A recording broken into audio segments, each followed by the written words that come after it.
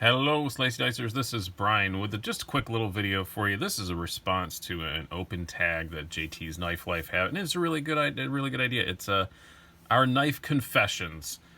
All of us YouTubers, here's a big shock. We don't know everything, and you're not going to agree with everything that we say. So this is you're supposed to say something about he said that he didn't know the difference between a flipper and a push button. That was his knife confession. And mine are not things I don't know, but two kind of controversial things. I'm going to do two. One I don't think is that controversial from the comments. I think a lot of you do agree with me. The other one is a bit more controversial, and we'll explain some of the content on this site and why I don't feature one particular segment very much. First of all, the not so controversial, I can't stand lanyard holes.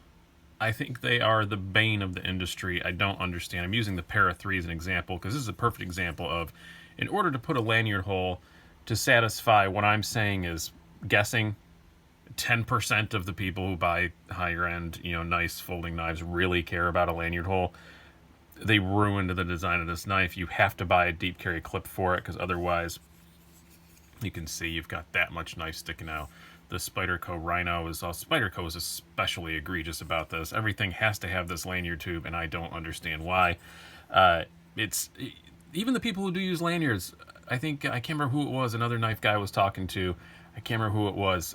Yeah, they probably put the lanyard on to go take some Instagram photos, but I bet they don't carry it that way with its skull and a bullet and all kinds of crazy crap coming off from it. It's just, I don't.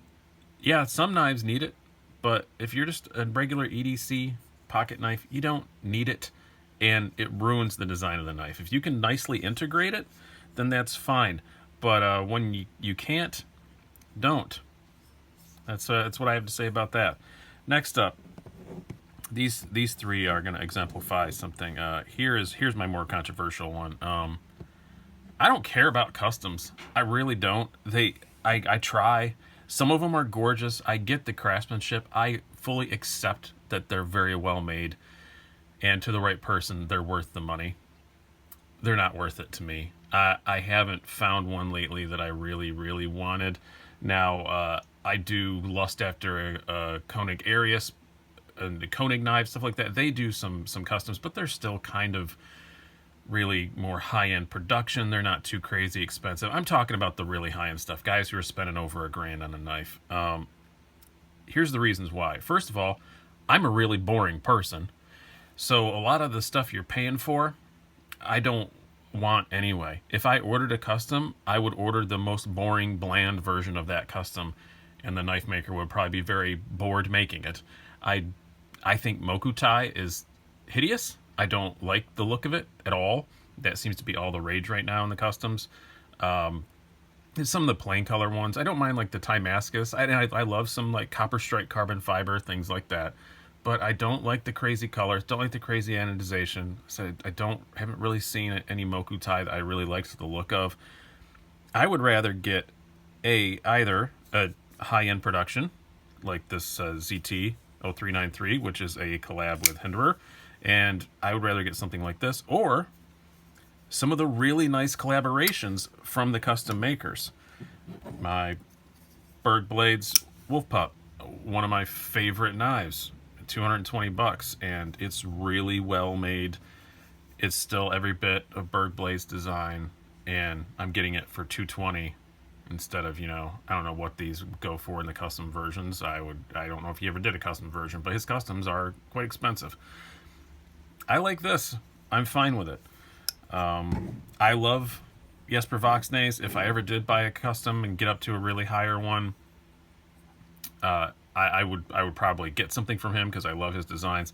But instead, just this Fox Knife Suru, it was what, $160, and we can argue that was overpriced. A lot of you guys do seem to feel that way, but I can get the design and everything. It's still a really good quality knife. It's still really nice. But I think the epitome of this is, because this one is especially very, very faithful to the original custom makers from BRR Knives. This is a Wee Wasabi. The Wasabi from BRR Knives looks almost exactly like this. Same dimensions, same everything. Same he said himself, pretty equal build quality. It's just when you get a BRR, man, that's a hard one to say, you get a lot of crazy options. I would not get those crazy options. If I ordered a custom one, I would wind up spending a lot of money, and it would probably come out looking kind of like this anyway. So why am I going to spend all that money? That's kind of how I feel about customs right now. I think even if I was rich, yeah, I'm sure I'd have a couple, but that's my controversial knife confession is I don't really get customs. So don't expect to see a lot of those on here.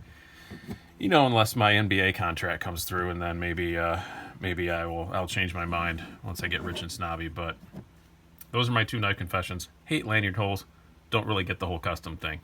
So that's it. That's it for me. Hope you guys enjoy this. There'll be another video out later in the day with more actual substantive content.